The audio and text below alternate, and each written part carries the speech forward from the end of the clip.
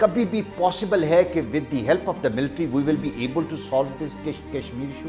Both are nuclear powers, یہ سینٹی نہیں ہوگی کسی طریقے سے بھی، کسی سائڈ سے۔ تو پیچھے آپشن کیا بچا؟ ہمارے پاس نیگوسیشن ہے نا۔ جو انٹرنیشنل پاورز ہیں ان کو ساتھ ملا کر یہ ٹیبل پر بیٹھ کے مسئلہ حل ہونے والا ہے۔ اس کا ملٹری سولوشن میری نظر میں مشرف کے ٹائم میں کشمیر کا مسئلہ میوچل انڈرسٹینڈنگ کے ساتھ حل کرنے کے بالکل نزدیک تھے۔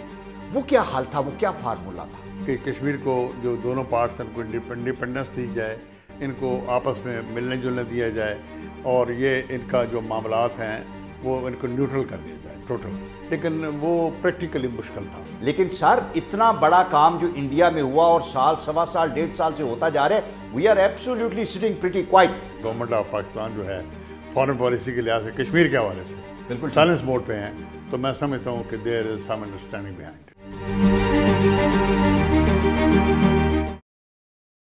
ہر سال 5 فروری کو ہم کشمیر ڈے مناتے ہیں، اور یہ ایک روایت بن گئی کہ اس دن ہم نے کشمیریوں کے ساتھ اظہار یکجہتی کرنا ہوتا ہے۔ لیکن میں یہ سمجھتا ہوں کہ 5 فروری اور ہر دن بہت امپورٹنٹ ہے کہ ہم کشمیر کے مسئلے کو ہائی لائٹ کریں، اپنے لوگوں میں اور باہر کے ممالک میں بھی۔ کشمیر کا مسئلہ تھا کیا ہے، کیا اس کا حل کیا ہے، اس کو ڈیٹیل میں ڈسکس کرنے کے لیے مجھے کسی ایسی شخصیت کی ضرورت تھی who has lived his life with this problem actually۔ ہمیں بیک گراؤنڈ بتائیں اور پھر یہ بھی بتائیں کہ اس میں کوئی پاسبلٹی ہے کہ نہیں جہاں پہ اس مسئلے کو حل کیا جا سکے۔ میرے آج کے مہمان ریٹائرڈ SSP پولیس راجہ محمد فاروق ساجد صاحب ہیں۔ راجہ صاحب، thank you very much for your time. مجھے یہ بتائیں کہ 5 فروری کو جب ہم کشمیریوں کے ساتھ اظہار یکجہتی کا اعلان کرتے ہیں اور اس کو اس طریقے سے ہم مناتے ہیں، کتنا آپ کو دکھ ہوتا ہے کہ ہم کشمیریوں کے لیے کچھ کر نہیں سکے، کچھ ہم جو جس طریقے سے ہمیں اپنا رول ادا کرنا چاہیے تھا اس مسئلے کے حل کے لیے، اٹس بین ایبسولوٹ فیلیور؟ الماس صاحب، گزارش یہ ہے کہ یہ قیام پاکستان کے وقت جو فارمولہ طے ہوا تھا ماؤنٹ بیٹن اور جو ہندو قیادت تھی سردار نہرو اور سردار پٹیل وغیرہ کے ساتھ، کہ جو پرنسلی اسٹیٹس ہیں اس وقت، پرنسلی اسٹیٹس جو تھیں جس میں مسلم آبادی زیادہ تھی، وہ کشمیر اور حیدرآباد۔ ہماری آج کی ینگر جنریشن کو شاید پرنسلی اسٹیٹ کا پتہ نہ ہو۔ میں یہ چاہتا ہوں تھوڑا سا یہ بھی بتا دیں کہ یہ وہ لوگ تھے اس ٹائم میں جنہیں برٹشرز نے تنگ نہیں کیا تھا، انہوں نے کہا ٹھیک ہے۔ جی ہاں، وہ یہ ایک اسٹیٹس جو تھیں یہ شروع سے مغلوں کے وقت سے آ رہی تھیں، بعد میں رنجیت سنگھ نے، راجہ رنجیت سنگھ نے ان لوگوں کو جو وہ اسٹیٹس عطا کی تھی، وہ پھر نسل در نسل وہاں پر قائم ہو گئے، بیٹھے رہے۔ ٹھیک، وہاں کے وہ حاکم تھے، نوابین تھے، جاگیردار تھے، وہ سردار تھے، وہ اس کیٹیگری میں آتے تھے۔ ٹھیک ہے، اور برٹش رول میں بھی ان کو ڈسٹرب نہیں کیا؟ برٹش رول میں یہ ان کی تعداد 562 تھی ٹوٹل۔ اوکے، 562 تھی، اور Kashmir was one of that. Kashmir was one of them, جو سب سے بڑا تھا۔ اور وہاں کے جو پروٹوکولز جو انگریزوں نے مقرر کیے تھے، اس کشمیر کے مہاراجہ کو، راجہ کو 21 توپوں کی سلامی دی جاتی تھی۔ اسی طرح نظام حیدرآباد دکن کو 21 توپوں کی سلامی دی جاتی تھی۔ اسی طریقے سے جو اسٹیٹس کچھ ایسی تھیں جن کو سلامی نہیں دی جاتی تھی، کچھ کو کم کی دی جاتی، 11 توپوں کی بھی سلامی دی جاتی تھی، 11 کی بھی دی جاتی تھی، اور کسی کو نہیں بھی دی جاتی تھی۔ ٹھیک، وہ ان کے اسٹیٹس، آبادی اور وسائل پر منحصر تھا۔ رائٹ۔ تو Kashmir was one of those states جس کے بارے میں حضرت قائد اعظم رحمۃ اللہ علیہ کا بھی خیال تھا کہ یہ جلد یا بدیر یہ ہمارے ساتھ ضرور شامل ہوں گے، ان کی کوشش تھی۔ اور انہوں نے یہ کشمیریوں سے بات بھی کی، وہ خود بھی سری نگر میں ٹھہرے وہاں پر، اور وہاں یہاں تک کہ ان کا اثر جو اس وقت 47 میں جو راجہ کا وزیر اعظم تھا، رام چندر کاک، ٹھیک، وہ پنڈت تھا، برہمن تھا، کشمیری برہمن تھا، اس کی خواہش تھی کہ ایکسیشن پاکستان کے ساتھ ہو، اور پاکستان کے ساتھ انہوں نے پوسٹل سروسز کی جو سروسز جو ہے دینے کا ایک معاہدہ بھی کر رکھا تھا۔ سڑکیں جاتی تھی دو ہی، ایک مظفر آباد سے اور ایک جموں سری نگر تک۔ یہ 2 سڑکیں تھیں جو میجر روٹس تھے وہاں تک، جو سارے پاکستان سے گزرتے تھے۔ پھر اس کے علاوہ رسول یہ جو گروسریز تھیں، چاول تھا، آٹا تھا، سب پاکستان سے جاتا پاکستان سے جاتا تھا۔ اس وقت کا جو پاکستان کا ایریا تھا، اس وقت جو پاکستان کا ایریا تھا، جو ملکہ لوگ تھے، علاقے تھے، گجرات تھا، سیالکوٹ تھا، یہ سارے علاقے جو ساتھ لگتے تھے، یہاں سے یہ پنڈی تھا، وہاں سے ضروریات زندگی جاتی تھی کشمیر کو۔ لیکن جب پاکستان بن گیا تو یکا یک پنڈت نہرو کو خیال آیا، کیونکہ he belong to Kashmir, he was also Pandit and he belong to Kashmir. اس کی ایک افیلیشن تھی جس کے لیے اس نے سر دھڑ کی بازی لگا کر ہر وہ سازش کی جس کے تحت وہ کشمیر کو اپنے ساتھ رکھ سکے۔ آل رائٹ، اچھا یہ وہ سائڈ ہے جس کا بڑے کم لوگوں کو پتا ہو کہ اس کی، چونکہ وہ پیدا وہاں سے ہوا تھا، اس کی محبت تھی، انہوں نے کہا جو مرضی کرو انہوں انڈیا دے شامل ہے، اس کا فیملی بلانگ ٹو کشمیر، اس کی وہاں سے ان کے ساتھ نیچرل محبت تھی، کشمیری پنڈت تھا وہ۔ تو وہ اس لحاظ سے وہ چاہتا تھا کہ ہم بائی ہوک اور کروک کشمیر کو ساتھ رکھا جائے، اور انہوں نے 100 ہیلے بہانے تلاشے، اور جب یہ ایکسیشن پاکستان کے ساتھ کرنا چاہتا تھا، جو راجہ تھا وہ کرنا چاہتا تھا، پھر انہوں نے سازش کر کے پٹیل نے اور نہرو نے مہر چند مہاجن، جسٹس مہر چند مہاجن جو پنجاب چیف کا جسٹس تھا پنجاب ہائی کورٹ کا، اس کو مشرقی پنجاب کا، اس کو وہاں پر بھجوایا سری نگر میں کہ تم ٹیک اوور کرو رام چندر کاک کی جگہ۔ مہاراجہ کو تھریٹ کیا انہوں نے، اور اس نے پھر آ کے یہ اکتوبر 47 میں ایکسیشن کرائی انڈیا کی کشمیر کے ساتھ، کشمیر کی انڈیا کے ساتھ کرائی، یہ ایکسیشن کرائی تھی۔ بالکل صحیح۔ اور مہر چند مہاجن جو تھا وہ بڑا شریوڈ آدمی تھا، اس نے پھر آگے مہاراجہ کو اور تمام جو شیخ عبداللہ تھا ان سب کو کہا کہ جی آپ کو ہم یہ اس کا اسپیشل اسٹیٹس قائم رہے گا، یہ کشمیری آپ اپنی خود مختاری اپنی رکھیں گے، لیکن ڈیفنس جو ہے اور فارن پالیسی وہ ہمارے پاس ہے، اور ساتھ ہی ساتھ انہوں نے فوجیں وہاں لینڈ کرنی شروع کر دی۔ ٹھیک۔ نہرو نے اسپیشلی اس کے ایک منہ چڑھا جرنیل تھا جس کا نام تھا بی این کول، اس کو انہوں نے اسپیشلی بھجوایا وہاں پر بائی ایئر، اور ساتھ ہی ایئر لفٹ کی ٹرپس جو سری نگر بھیجی، کہ جو قبائل کے لشکر آ چکے تھے، کیونکہ جب یہ سلسلہ شروع ہوا اور ہندو ڈوگرا فوج نے مظالم شروع کیے مسلمان آبادی پر، کیونکہ یہ وہ ریاست تھی جہاں پر مسلمان اکثریت میں تھے اور جو حکمران تھا وہ ہندو تھا، حیدرآباد میں ہندو اکثریت میں تھے اور جو حکمران مسلمان تھا۔ فارمولہ یہ تھا کہ جہاں ہندو یا مسلمان اکثریت میں ہوں گے وہ جو اسٹیٹس ہیں وہ ایکسیشن کریں گی انڈیا یا پاکستان کے ساتھ، بس ورثہ۔ تو اس لیے وہاں پر اس وقت یہ وہاں پہ سلسلہ جو ہے وہ شروع ہو گیا قتل و غارت کا، پھر قبائل کے لشکر آئے اپنے بھائیوں کی مدد کے لیے۔ اچھا مجھے رجب بھائی میں آپ کی بات کو کاٹ رہا ہوں کہ جموں جس طرح آپ نے بتایا کہ کشمیر جو ہے یہ ایک پرنسلی اسٹیٹ تھی، یہ بہت بڑی اسٹیٹ تھی، اس میں گلگت بلتستان بھی تھا، شاید لداخ بھی تھا۔ یہ میں عرض کرتا ہوں اس میں جو علاقے تھے وہ میں بتا دیتا ہوں آپ کو۔ ٹھیک۔ جو کائی چین علاقہ ہے، اسکائی چین، وہ آج کل چائنا کے پاس ہے، ٹھیک ہے، کشمیر کا علاقہ ہے۔ پھر لداخ ہے جو انڈیا کے پاس ہے، پھر اس کے بعد گلگت بلتستان ہے، سکردو ہے، ہنزا ہے، نگر ہے، چترال ہے، یہ جتنی ویلیز ہیں ساری یہ کشمیر کا پارٹ تھی۔ ٹھیک ہو گیا۔ اور یہ جب پاکستان قائم ہوا تو پاکستان قائم ہونے کے 18 روز بعد وہاں پر پاکستان گورنمنٹ نے گلگت بلتستان میں اپنا نمائندہ بھیجا، وہاں پر وہاں کے مسلم آبادی نے جو گورنر تھا ہندو اس کو نکالا اور انہوں نے پاکستان کے ساتھ شامل ہونے کا اعلان کر دیا۔ ٹھیک ہے۔ This is one aspect, right, directly وہاں تک ہندوؤں کی پہنچ نہیں ہو سکی۔ رائٹ، یہ راجہ کے ایکسیشن کے باوجود جو جو گورنر تھا اس نے ہمارے ساتھ اناؤنس کر دیا، اس کو نکالا اور لوگوں نے اناؤنس کر دیا کہ وہ ہمارے ساتھ، یا وہاں کے گلگت بلتستان کے جو لوگ تھے انہوں نے اناؤنس کر دیا، ٹھیک ہے، کہ ہم یہاں پاکستان کے ساتھ جائیں۔ رائٹ۔ اسی طریقے سے جو راجہ کو تو زبردستی ہری سنگھ کو، اس کا نام ہری سنگھ تھا، ہری سنگھ کو زبردستی نہرو نے، پٹیل نے مجبور کر کے، even Gandhi travel to Kashmir, Gandhi had travel to Kashmir. اس نے اس کی جو رانی تھی وہ بلانگ ٹو کانگڑا، پنجاب کی رہنے والی تھی. اس کو مجبور کیا کہ تم اس کو بناؤ ہری سنگھ کو، یہ ہمارے ساتھ شامل ہو. اوکے. یس. اور پھر اس کو شامل کروایا گیا وہاں پر. اس کا جو وزیر اعظم تھا اس کو تبدیل کرا کے، یعنی رام چندر کا کی جگہ مہر چند مہاجن کو وہاں پہ انسٹال کرا کے پھر اس نے ایکسیشن جو تھا سائن کیا اسٹیٹ کی طرف سے ود دا انڈیا. ٹھیک ایکسیشن سے. بالکل ٹھیک. اچھا مجھے آپ یہ بتائیں کہ پچھلے اگر ہم 73 سال دیکھیں، یہ وہ ٹائم ہے کہ جس میں آپ نے کافی پیریڈ دیکھا، اور جو جتنی پولیٹیکل ایک ایکٹیویٹی دونوں سائڈ پہ تھی اور کشمیریوں کے لیے جو کوشش تھی، ڈو یو تھنک کسی سٹیج پہ لگا کہ یہ مسئلہ حل ہو جائے گا؟ بات یہ ہے کہ اب تاریخ میں پیچھے جانا پڑے گا.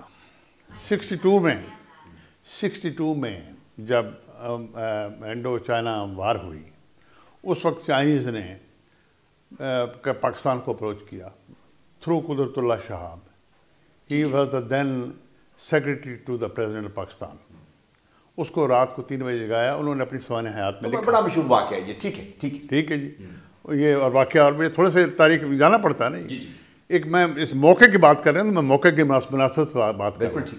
تو انہوں نے کہا جی کہ یہ ٹائم ہے آپ کے پاس، اگر آپ کشمیر کی جانب جانا چاہتے ہیں تو ہم آپ کی رہنمائی مدد کے لیے تیار ہیں. اور ایوب خان صاحب وہ 4 بجے نیند میں تھے. انہوں نے کہا، قدرت اللہ شاہ صاحب سے کہا کہ آپ غیر فوجی ہیں، آپ کو نہیں پتا فوجی معاملات کا، آپ کو نہیں پتا ہے، آپ جاؤ آرام کرو، بعد میں آرام سے دیکھیں گے. And we missed that opportunity. اس وقت اپرچونٹی تھی.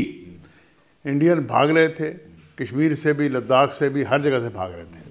وہ تیز پور اور لداخ کا جتنا بھی علاقہ تھا نا یہ بارڈر کا، وہاں سے انہوں نے چائنیز نے مار بھگایا تھا. بڑی بری شکست ہوئی تھی، پوری ڈویژن ہو گئی تھی ان کی، انڈینس کی. اور دوسرا واقعہ موقع جو تھا، جو آپریشن جبرالٹر تھا. ٹھیک ہے 65. ٹھیک ہے. اس وقت جب جنرل اختر ملک کی فوجیں 6 جوڑیاں سے آگے جا رہی تھیں، اس کو روک دیا گیا، کمانڈ چینج کر دی گئی. اس کی جگہ یحییٰ خان کو بھیج دیا گیا. اور یحییٰ خان کا وہ کہ اس نے جا کے ہر چیز وہاں پہ روک دی. اگر ہم بڑھتے جاتے تو ہم اس کو انڈیا کو کاٹ سکتے تھے. ٹھیک ہے. یہ 2 گولڈن اپرچونٹیز ہم نے ہسٹری میں موجود ہیں. یہ جنگیں ہوئی ہیں اس وقت. ٹھیک ہے. اچھا ہماری جتنی جنگیں ہوئیں، اب صورتحال تو بڑی مختلف ہو گئی، اور جس طرح 370 کو ایبروگیٹ کیا اور 35 کو انووک وہاں پہ کر لیا. ڈو یو تھنک کہ کوئی ملٹری سلوشن آج کے دور میں آپ دیکھتے ہیں کہ کبھی بھی پاسبل ہے کہ with the help of the military we will be able to solve this Kashmir issue? Almas صاحب گزارش یہ ہے کہ both are nuclear powers. Pakistan اور انڈیا، ان کے پاس ساری ٹیکنالوجی ہے، میزائل ٹیکنالوجی بھی ہے، انڈیا کے پاس بھی ہے، پاکستان کے پاس بھی ہے، ہمارے پاس اٹامک آرسنل ہے، ان کے پاس بھی ہے. تو یہ ایک میں سمجھتا ہوں کہ یہ سینٹی نہیں ہوگی کسی طریقے سے بھی، کسی سائڈ سے پاسبل بھی نہیں ہے کہ آپ ملٹری سولوشن کو ڈھونڈیں. اچھا فاروق بھائی، اگر ہم نے اس سولوشن کو نکال دیا، یہ پاسبل نہیں، سینٹی بھی نہیں، اور شاید ہو بھی نہ سکے، اور دنیا شاید ہونے بھی نہ اس طرح سے دے، تو پیچھے آپشن کیا بچا؟ ہمارے پاس نیگوسیشن ہے نا. الماس صاحب آپ جیسے مجھ سے بہتر سمجھتے ہیں کہ انٹرنیشنل پاورز ہیں دنیا میں، جن کو سپر پاورز کہتے ہیں. یہ کولڈ وار میں 2 تھیں، اب پھر ایک رہ گئی، امریکہ، یونائٹڈ اسٹیٹس آف امریکہ. ان کا بھی حال آپ نے دیکھ لیا ہے کہ ان کا کیا شرنا شروع ہوا وہاں پہ.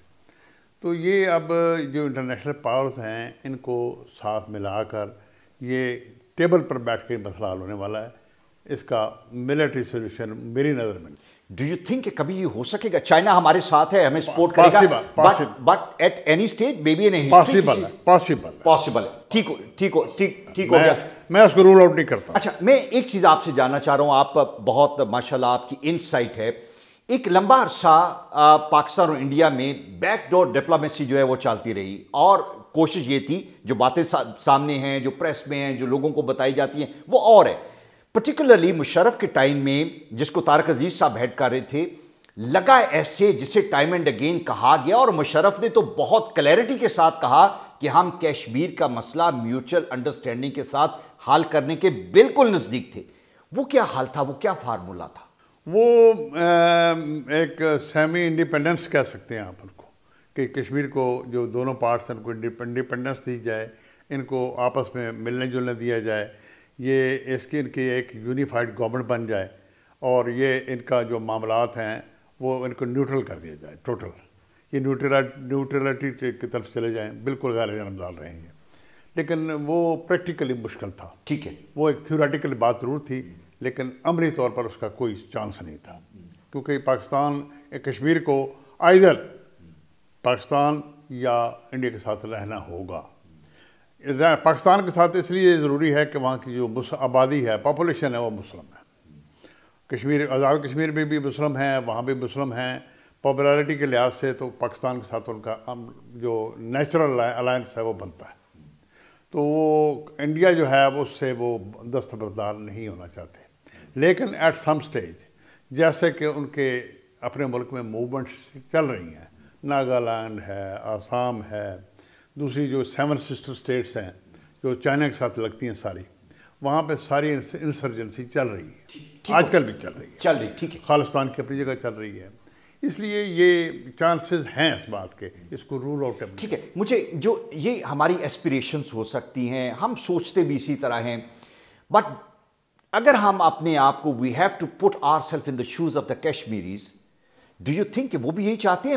میں تو جتنے کشمیریوں کو پاکستان، انڈیا، پاکستان سے باہر ملا ہوں، مجھے تو لگا ہے کہ وہ سب انڈیپینڈنٹ کشمیر چاہتے ہیں، نہ وہ پاکستان کے ساتھ چاہتے ہیں نہ انڈیا کے ساتھ چاہتے ہیں. یہ بات آپ کی بالکل درست ہے. دیر آر پارٹیز ان پاکستان، جو کشمیری میں پارٹیز ہیں وہ ہیں جو انڈیپینڈنس کا نعرہ لگاتی ہیں.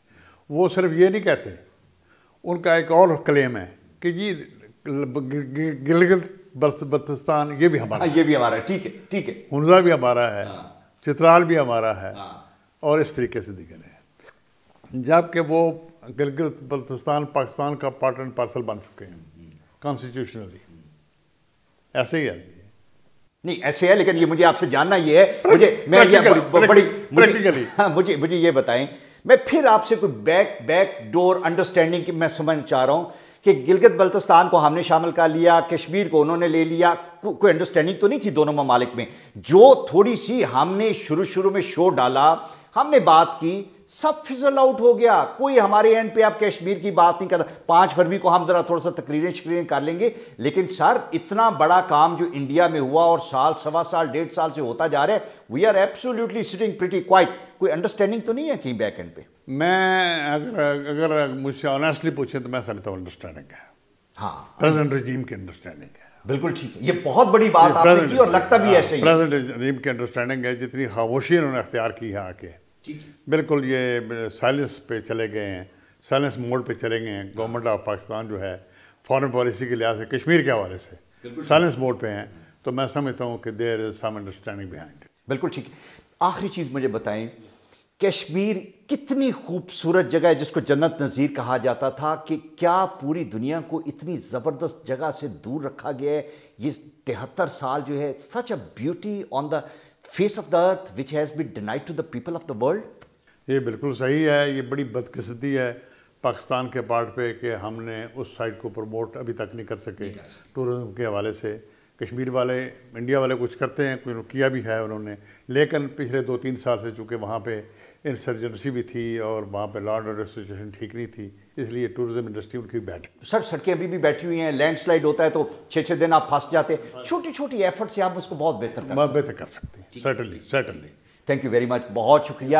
کشمیر کو آج ہم نے ڈسکس کیا اور یہ بہت امپورٹنٹ تھا، خاص طور پہ میری ینگر جنریشن کے لیے، کہ ہم اس کو بتائیں کہ اس کی بیک گراؤنڈ کیا تھی. وہ بچے جو ملینیم چلڈرن کہا جاتا ہے، یا جو جنریشن زی ہیں، جن کو نہیں پتا کہ کشمیر کا بیک گراؤنڈ تھا، آج کے دن میں ہم نے ان کو بتایا کہ اس کا بیک گراؤنڈ کیا ہے. حالات آنے والے ٹائم میں شاید بہتر ہوں. We see a solution coming forward one way or the other, لیکن ہسٹری کو ڈینائی نہیں کیا جا سکتا، ہسٹری کے ایونٹس کو ڈینائی نہیں کیا جاتا. جس طرح آج ہمیں پتہ چلا کہ کون کون سے وہ موقع تھے جو ہم نے ماضی میں ضائع کر دیے. شاید ہسٹری اس کو ایک ایسے طریقے سے لکھے جہاں پہ ہم نے کشمیریوں کے ساتھ اپنا حق اور رول اس طریقے سے شاید ادا نہیں کیا. Thank you very much.